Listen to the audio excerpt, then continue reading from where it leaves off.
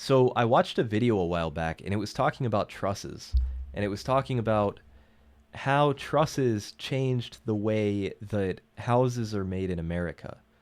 And it made it so effectively you could have bigger houses with more open spaces for less money. And it was the way that they were able to design roofs so that they would be more structurally sound. Generally, that made houses bigger and led to the rise of what people call McMansions, which is like those huge like single family homes like this one that you see. That's nobody really needs to live in one of these. If anything, this is too much for most people, unless you have like 5 kids, maybe. Even then, I know a lot of people who are comfortable living in less, but it is like a luxury thing.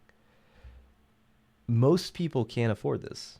That's just how it is. This is an expensive house, but they're pretty much exclusively making houses like this. Houses like this, I see it all the time. You drive through like suburban areas and stuff like that. Almost all new constructions are these kind of houses. You never have like small 2 to 3 bedroom houses being built outside of like remanufactured homes, right? Or sorry, manufactured homes, not remanufactured. Starter homes are disappearing from the United States. In the early 1980s, as many as 40% of the new homes built were considered entry level. By 2023, I don't think that these houses should be considered entry level. I think 1,200 is enough for a lot of people. Like 1,200 or 1,400 square feet, that's plenty for me. I Now maybe if I had a little bit of area to get like a separate garage or something like that, yeah, people like comfort, but I've lived in smaller houses and I've been perfectly comfortable.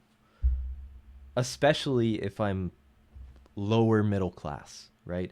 Middle class or lower middle class. There's nothing wrong with having a 1,400 square foot house. There's no shame in that. 9% fit the criteria. Give it another 20 years, and literally no young person will be able to afford to purchase a home, period. Meanwhile, a slowdown is mounting in the home building industry, which They're could already contribute to like the ongoing not. decline of the starter home. Both housing starts and building permits, which are an indicator of future construction, have slowed down this fall, and it's not just seasonal. There are over 3 million potential first-time home buyers in the country. They're up against high home prices that keep rising.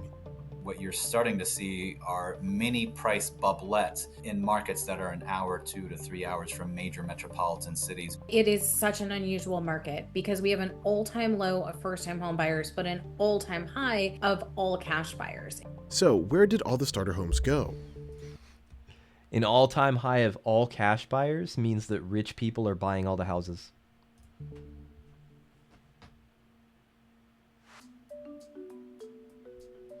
A starter home is typically modest in size and price. It's the most affordable home in any market. If you're in the Midwest, maybe it's in the $100,000 range. If you're in California, a starter home might be in the $400,000 range. To me, a starter home used to be a smaller condo, a smaller space, and someone would upgrade. Maybe after 5 years. I mean, I think it kind of depends on where you are. A starter home, I guess you could call it a starter home if you buy a condo in a city while you're working a full-time job, and then eventually you want to change into a house once you get like a family. But I think for the most part, I would just rent, to be honest, until I got a house. But that's just me. If you actually factor in amortization and you factor in a lot of other things, there's a lot of risks involved with home buying. And while you are technically putting money towards the principal of a loan, like 80% of that money is going towards principal. And then when you sell the house, you're going to have to pay like another 10% for fees and taxes and stuff like that.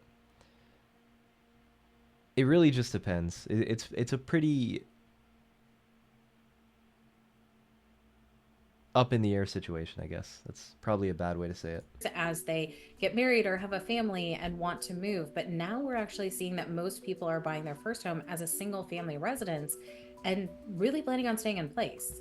America's home builders are making fewer of these kinds of units. If you look at I think that's what the people number of single-family starter homes, those defined as being 1,400 square feet or smaller, we used to supply anywhere between 400 and 500,000 units a year. Over the past decade, builders have put up less than 100,000 homes each year. Really, by far, the number one reason is the increasing difficulty that many builders have in dealing with zoning regulations. Zoning laws are set at the local level. These laws can determine the size of each lot in a neighborhood. They can also specify how far a structure is set back from the property line, how tall it is, or how many units are on site. I definitely think it has something to do with zoning laws. I definitely think that there is a factor that plays with the type of laws that, like, with the type of houses that you're allowed to build in an area. However, I think that it is a lot more profitable for these companies to build very large houses that are aimed towards people with larger budgets,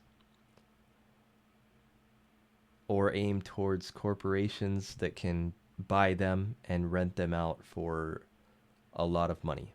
It's the same thing with the high rises in New York and California that are used by the ultra wealthy for investments. They call them investment units. I think it's the same concept, and I think that it's generally a practice that disregards the actual consumer, because there are people who are not actually consumers buying these houses. In many cases, these laws create an opportunity for local residents to challenge new development. The residents often raise concerns, like overcrowding of schools and wear and tear on local roads. A lot of this has to do with density restrictions within local communities. They may not want a townhouse or a condo community coming in, but they absolutely will welcome a single family community. Zoning codes are found all around the country. The most restrictive ones are often found in major cities. Many builders are not leaving money on the table. They are just simply unable to build, or it's become so expensive. This is also kind of like a new thing, and I don't think it's really a good thing. It's not necessarily new, but zoning restrictions like this, they were originally designed because back in like the 1940s, the industrial boom in like the 1900s, people started building factories in like residential areas, and it was making these residential areas like super smoggy. There's a YouTube channel, I think it's Not Just Bikes, and he makes a lot of videos about walkable cities and zoning laws and stuff like that. I would definitely recommend checking him out if you're interested in this kind of stuff. But I learned a lot about it from him, and I think that a lot of zoning laws are useless and have made a lot of American cities much worse. Expensive to build, that they can only build high-end single family and high-end multifamily. Given the high price of land, labor, materials, it's very difficult for big home builders to build the entry-level homes.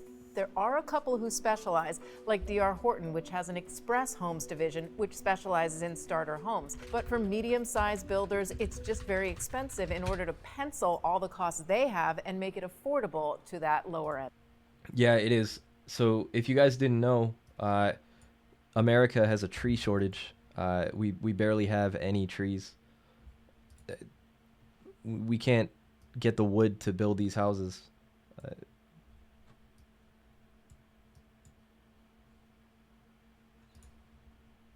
And buyer. As a result, home builders and first-time buyers are targeting further-flung locations. We've definitely seen a trend toward purchasing a home further from the urban core. So you do see a lot of new construction in suburbia and exurbia. Home values are now rising most rapidly in low-density and rural areas. Experts say that relaxing these codes could lead to higher levels of home building and preserve affordability. For example, in San Antonio, there's some builders that are building sub 1,000 square feet single family detached homes, right? Which would have been almost unthinkable just a few years ago. So the market is reacting, but its response mechanism is really limited because of the rules of the game. Yeah, I mean, that's good. I went to Thailand and it was pretty cool.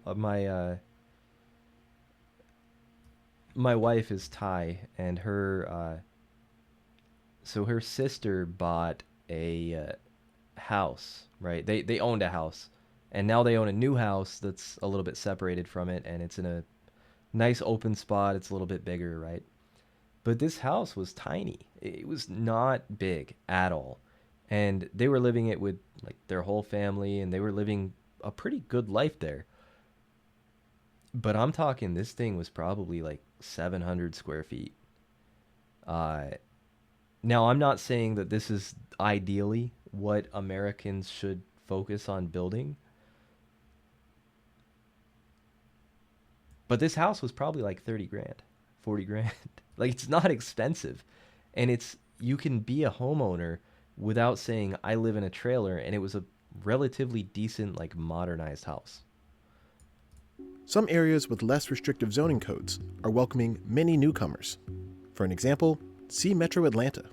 Home is in Atlanta now. I'm currently in Decatur, Georgia, which is right outside of the perimeter, so I have easy access to the city. It gives a little bit more of suburban-ish kind of feel. It's just the culture, the energy, the aesthetic, the environments, a more elevated experience in day-to-day living, honestly.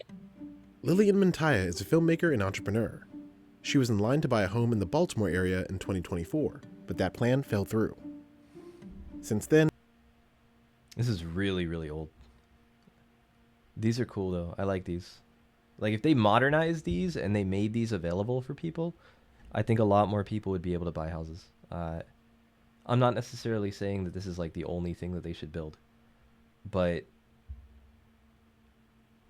I think that they should build a lot more of these. she's moved to Atlanta to live with her sister and come up with a new plan.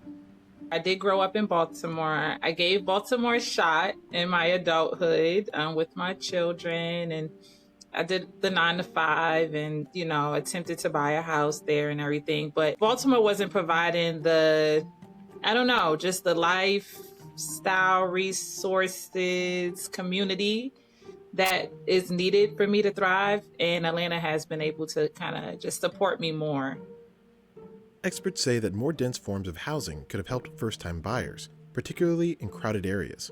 We do know that local communities are trying to address the lack of housing inventory in pretty unique ways. So accessory dwelling units is certainly a popular approach right now. That's one solution, but I think we need to be looking at adaptive reuse as well. So looking at vacant hotel motels, looking at vacant residential malls, and how do we bring residential housing units into those areas? So they're talking about converting malls into... That's an interesting concept. All right.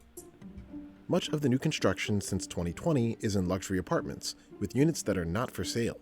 The recent boom in multifamily construction has been on the higher luxury end, but it's easier for multifamily developers to get in and pencil that many apartments because they're renting them, and rents have been very high. Yeah, they're investment properties. It costs like $50 quadrillion, and people will just hold and never actually go into. So Finances are a big barrier for first-time buyers. The premium paid to buy a home has increased sharply relative to renting over the past decade. The increases in home prices have also outpaced increases in wages. As a result, home sales are down across many markets, and the median age of the typical first-time home buyer has climbed to 38. That's up from age 29 in 1981. Just thinking about all of the headwinds that a 30-year-old wait, what may did I have. just say? Has climbed to 38. That's up from age 29 in 1981. I'm surprised it was 29 in 1981. I'm surprised it wasn't lower. Thinking about all of That'd the be like headwinds 23. that a 30-year-old may have, like student loan debt and car loans and credit card debt, and then they have rising rent. And so keeping that all in mind, it's hard to save for a down payment when housing affordability is really out of reach. The problem is you have the most demand on the low end of the market because affordability is so rough right Houses are just too expensive. And houses are just too expensive because people who buy houses, one, they're not doing it with their they're not doing it with their own money, and two, they're not always actually using the house. now, but you also have the least supply on the low end of the market. The average price of homes has increased rapidly too. Nationwide, home prices have climbed over 52% between January 2020 and October 2024. It's insane. Adding to the burden, mortgage rates have returned to their standard historical range, near 7%.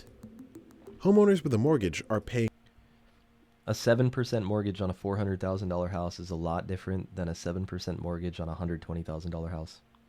29% more than they would if they rented the same house. Dynamics like that are shutting out all but the highest income Americans out of the market, at least on average.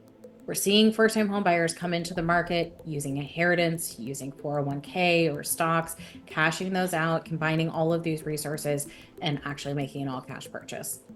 Investors are buying homes too, but economists saw their shares jump to an all-time high in 2024. Still, they make up a tiny fraction of the overall 30%.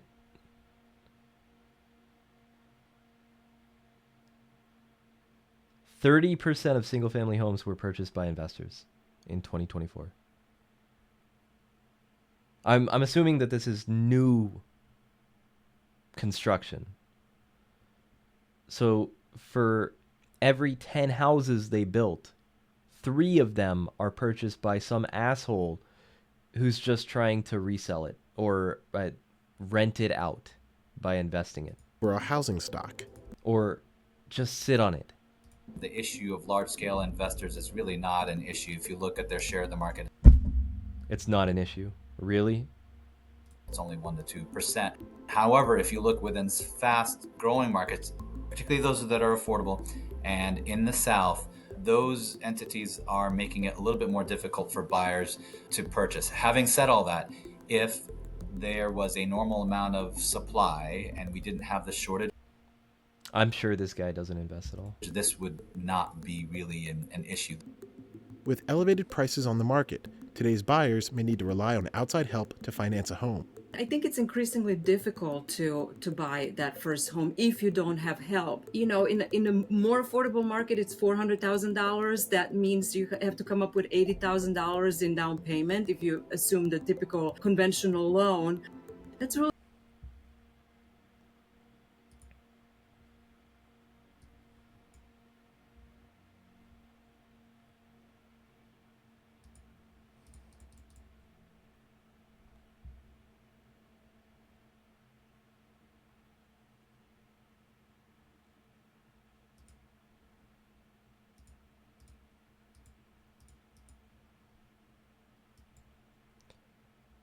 This is how much money you have to put away for 6 years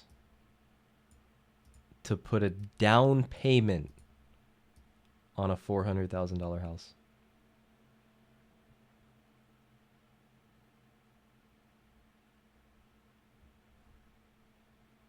That's a lot of money. really difficult to come up with that down payment. So we do see in the data increasingly more consumers getting help, whether that's from their parents or from down payment assistance programs. There are over 2,400 down payment assistance programs nationwide. Depending on your income and where you live, What does the that aid mean? can be substantial. I haven't purchased a home yet, and I've been in the process of purchasing a home. But being in this process, I definitely have more of a optimistic, I guess, perspective with home buying now.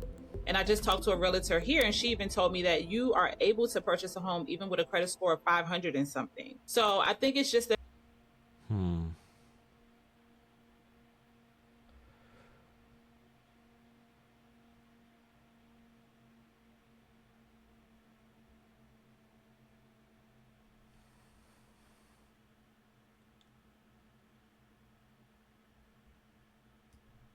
Down payment assistance loans are loans that you get to help you pay the down payment. This is fucking mind-boggling for the loan that you're going to be paying for 30 years. So you get a loan so that you can apply for a loan. That is insane. The matter of taking the initiative and knowing that you can be a homeowner. You're not going to be a homeowner. Not like this. Regulation at all levels of government affect how homes are built. Experts say they're holding back new construction. This crisis is worsened by various factors, including rising construction costs, regulatory burdens, and limited availability of buildable land. There's definitely excessive regulation, a lot of inefficient local zoning. The zoning codes really originated nearly a century ago, and it made sense at the time. However, since then, there's been an increasing thicket of layers that have made it increasingly difficult for builders. This is Yeah, it was just like, hey, don't build factories. Like, don't build factories in this like residential community. And then it turned into like, hey, don't build convenience stores in this residential community. And then it turned into, hey, don't build like restaurants in this residential community. Which another cool thing, and I don't want to like circle back to Thailand too much. You would go right down the road and like in this residential community there would be like a restaurant. Now it would be like a small like personally owned restaurant, but they would sell food to like the rest of the people in the community. It was really cool. And then there was a market. There was like an actual community that would walk around and do things.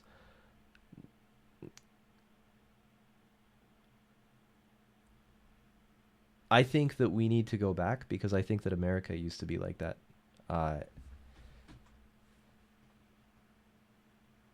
And I think that this is a huge problem. sort of the concern, unfortunately, with policy is sometimes you have to think about in advance things that can go wrong. Like, so think about zoning. Like, it made sense in the 1900s. It began in New York City. It made sense if you needed meat packing plants to be a little bit away from residential areas, but you take that to an extreme and out of New York City and into middle America, and then it causes problems. Regulation at this point can make up 25% of the builder's cost to. Like, who cares if there's houses right next to Walmart? I don't care. Dude, why would I care about that? Like, who gives a shit? Build that home, and there is a lot of talk of deregulation, especially under the new Trump administration. Until more housing is built, prices are expected to keep marching upward quickly. The willingness and desire for homeownership amongst renters, particularly younger renters under the age of 35, is very high. However, the problem is the obstacles are also just as high.